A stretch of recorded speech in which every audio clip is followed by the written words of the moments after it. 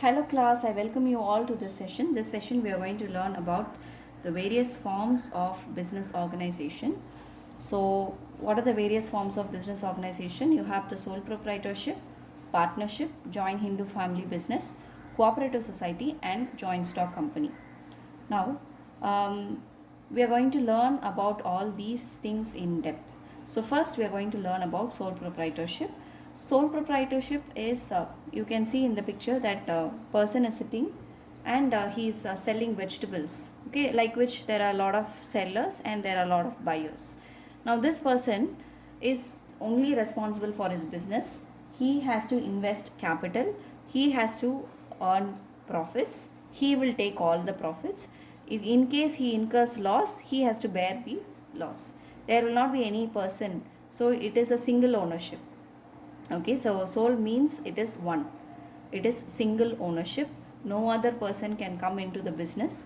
They can give loan, but they cannot be shared partners or shared contributing capital. The second one is no sharing of profits and losses. Obviously he is a single owner. He enjoys all profits and he bears all losses. Then one man's capital. Now this is one man's capital. He only contributes. Say for example, this person here, he would have purchased this vehicle, I mean this vegetables. Say he's invested rupees 10,000, purchased a lot of vegetables. It is his own funds or the loan that he has got in his own name. So it is one man's capital. No other person can join in contribution of capital under sole proprietorship. You have unlimited liabilities. The liability of the partnership firm is unlimited. What do you mean by this? Suppose the business is not going well, he incurs losses, then what happens is the person who have granted loan to him can sell his personal assets to get back his money. Okay, suppose for example he has borrowed rupees 20,000 from say this lady. He does not pay this lady. Okay, this lady can sell his personal assets. Say for example he is having a motorbike. This lady with the consent can sell his motorbike to realize the money that he has, this lady has, granted loan. So it's unlimited liability. It's not only the capital that he has contributed that goes, but also the his personal property can be utilized to repay the debts that the business has got. And then you have less legal formalities. Now there's no legal formalities, in fact, or very less legal formalities. So basically they are coming under the unorganized sectors of the business sector. Okay, so they are all unorganized. And do you have to register anywhere if you want to start a sole proprietorship business? The answer is no, unless your turnover is crossing high. Say for example it's more than 20 lakhs, you need to get yourself registered, or more than it depends on the type of business that you are doing. Okay, and so the formalities is less and it's one man control. So these one man only should control the business. So this is all about sole proprietorship. Next we are moving on to partnership firm. So you can see that two persons join hands together, two or more persons. So two or more persons join hands together to carry on a particular business, to make profits and enjoy profits. So these are some highlights of partnership firms. Two or more persons join hands together to do business. So they are saying that we are partners, we share profits together, also losses according to the partnership deed. Now what is partnership deed? It is nothing but an agreement where you have the various important facts of partnership. uh, what is the profit sharing ratio, what is the nature of business that they are doing, what are the provisions that they need to follow in case of admitting a new partner, or in case of death of the partner, what is to be done. So all these important facts has been quoted or highlighted in the partnership deed, which is nothing but the agreement. Then partnership firm has no separate legal entity. Now partnership firm has no separate legal entity. This is very important. um, Partners are the same as the firm. Suppose for example in the business some persons is filing case against the partnership firm. Who has to face it? the partners under the roof of partnership, under the name of the partnership firm, has to face it jointly. It is not a single person has to face it, or the partnership firm has to face it. So there is no separate legal entity as such. Then the fifth point is registration is not compulsory. Obviously it is not compulsory, but it is better to be registered due to some provisions that you are having.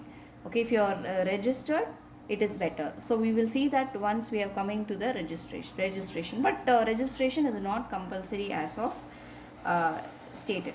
So in case you want to get yourself registered, you need to register under the Indian Partnership Act of 1932. Okay, section 4 of the Indian Partnership Act 1932 defines partners or partnership as a relationship between persons who have agreed to share the profits. See, it is the relationship between persons who have agreed to share profits of a business.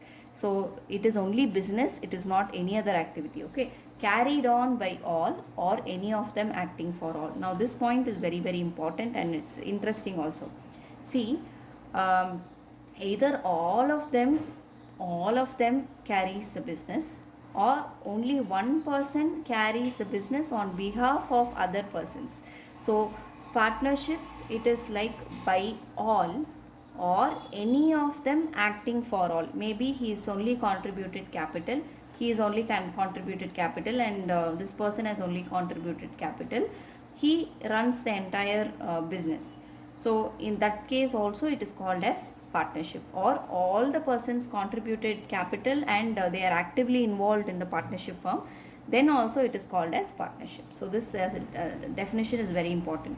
So section 4 of Indian Partnership Act 1932 defines partnership as the relationship between persons who have agreed to share the profits of a business, carried on by all or any of them acting for all.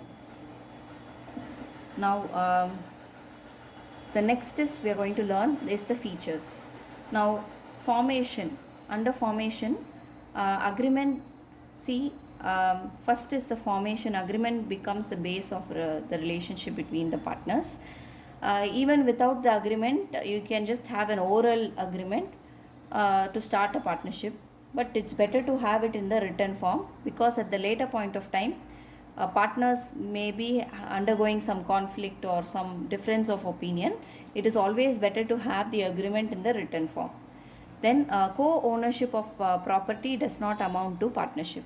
Say for example, you and your parents together owning a property near Ananagar, that will not come under partnership.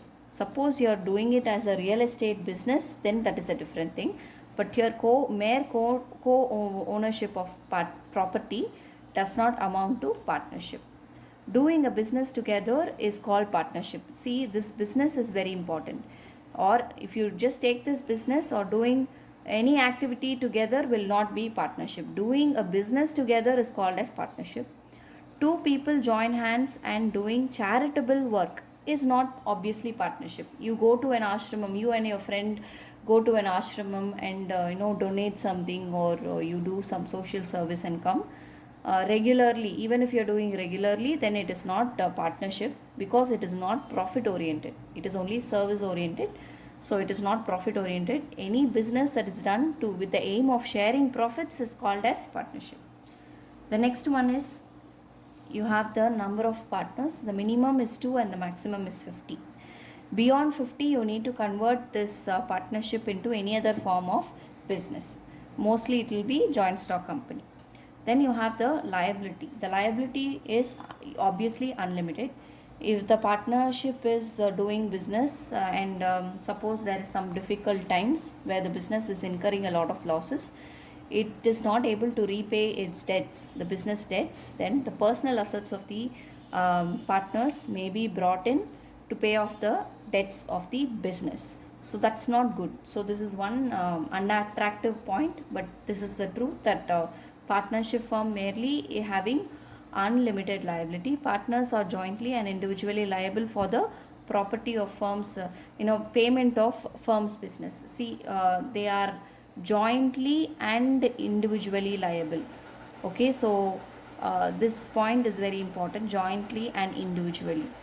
Then, individually, each partner can be held to repay the debts of the business, later, recover the balance amount from other partners. Now, say for example, A, B, and C are partners. There are how many partners? There are three partners basically, A, B, and C. Now, they have borrowed rupees 60,000. Okay, say for example, rupees 60,000 they have borrowed. They have not able to repay this. A partner alone is having 70,000 in his bank account. So he is having 70,000 in his bank account. B and C is not having any money. In that case, A will be asked to repay the debts of the business. Later on, he will recover the balance amount from the other partners B and C. So that's what it means. So individually, each partner can be held to repay the debts of the business. Later it can be recovered. So if in case they are equal partners, they are sharing profits and losses equally, A should pay 20,000, B should pay 20,000, and C should pay 20,000. So A has paid, since A has paid the entire amount of 60,000, later the future point of time, A will recover from B and C 20,000 each. Okay, so this is what it means. The next one is risk bearing. The risk is bared as a team. Profits or losses are shared in the same ratio. Same ratio, in fact, it will be mentioned in the agreement, that is the partnership deed. Then you have the decision making and control. Decisions are generally taken with mutual consent. This mutual consent, what do you mean by this mutual consent is that whenever you want to take any decision, all the partners should agree to the decision. There are 20 partners in the partnership firm. All the 20 partners should agree. Even if one partner says no to that particular decision, then it cannot be carried forward. It cannot be, taken to life. Okay, so decisions are generally taken with mutual consent. You may ask me, if 19 partners agree and only one partner doesn't agree, maybe the partners, the 19 partners would actually convince him or pay some financial compensation to that one partner so that he is okay with the decision, and the decision can be proceeded into business form. And then you have the management and control of the firm by joint efforts. The next point is the continuity. It may lack continuity if the partner becomes insolvent or insane. See, continuity of the business is depending upon the partners involved. If all the partners die, obviously the partnership firm cannot be continued. So it may lack continuity. So if the partners become insolvent, what do you mean by insolvent? The partners do not have money to continue with the business. Okay, he has become bankrupt. All the partners become bankrupt, so they are not able to continue the business, or they become insane. Insane means they are not in a mental capacity to make proper decisions. That is, they become mad. Okay, or lunatic. Then partners may also retire or die. Suppose they say that, okay, we want to retire, we are aged enough of doing this business, we will retire. Then also the partnership firm can come to an end, or if they die, it comes to an end. The continuity is a question mark. But when you compare it with joint stock company, members may come and go, but company will go on forever. But partnership is not that case. Okay, and then you have the mutual agreement. What is this mutual agreement? Business is carried on by all or any of them acting for all. So this is the mutual agency. Each partner is both a principal as well as an agent. So agent is a person who represents the principal. So all the partners' activity is binding on all. Suppose one partner is doing any business or some sort of deal, it binds the other partners also. They are also responsible for the outcome, the consequence. If it is profit, they should also get the share. If it is loss, they should also bear the loss. They cannot say that you have done the deal, so you have to bear all the losses. It's not like that. So it should be clearly communicated to the other partner that so and so deal has been signed and things like that. So mutual agency is one thing. So business carried on by all, or any of them acting for all. The next we are going to learn about the merits. What are all the merits of partnership firm? Ease of formation and closure. This is one. Registration is not compulsory. If you want, you register. If you do not want, you don't register. It depends on the legal compliance of your business. If you are having more turnover, if you are having more sales, more profit, obviously it is advisable to get yourself registered. Or if you do not have that much profit, or you're just starting, then there's no need for registration. The second merit is balanced decision making. Now, see, so under sole proprietorship, only one person should decide whether what areas, what he has to do, or things like that. But here, more manpower is there. It's two or more persons. Obviously, when two or more persons are there, if one person is lacking in something, the other person may be an expert in that particular area. So, different persons having expertise in different areas or functions, more benefited decision making. More balanced decision making. So obviously it is more beneficial to the form of business, that is partnership firm. So balanced decision making is there. One partner may be an expert in finance, or one partner may be expert in technical things. He may be a techie. So one partner may be expert in customer relationships. So they will be able to balance that decision.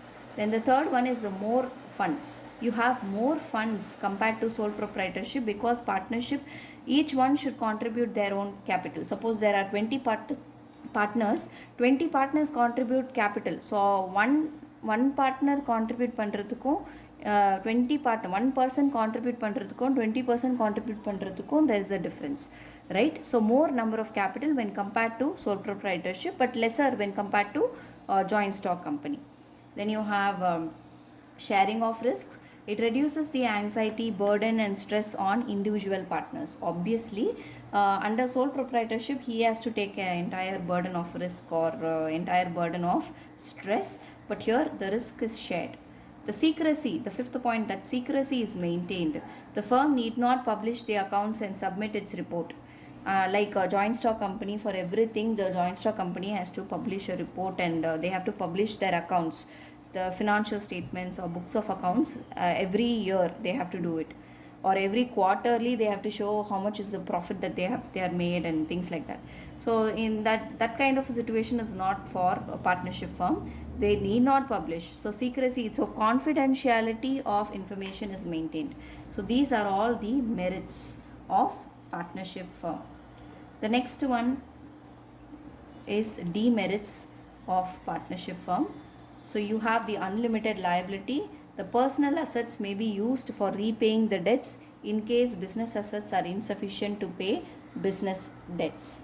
Then you have limited resources.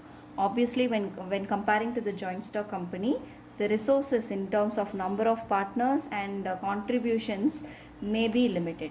The third is a possibility of conflicts. See, sometimes what happens is that there is always a difference of opinion among the partners. So all the partners may not agree with other partner. Like for example, A and B are agreeing to do particular thing, C may not agree. Or 5 partners agree in a particular decision, another 5 partners do not agree. So sometimes partner may disagree with their fellow partners. Difference in opinion may lead to dispute. So decision of one partner are binding on other. So these are some demerits. Possibility of conflict is always there. Then lack of continuity, as I told you, due to death, retirement, insolvency, lunacy or insanity of a partner, the partnership firm cannot be continued. Okay, then fifth one is a lack of public confidence. See, there is always a secrecy that is being maintained. Partnership firm do not have to publish anything anywhere.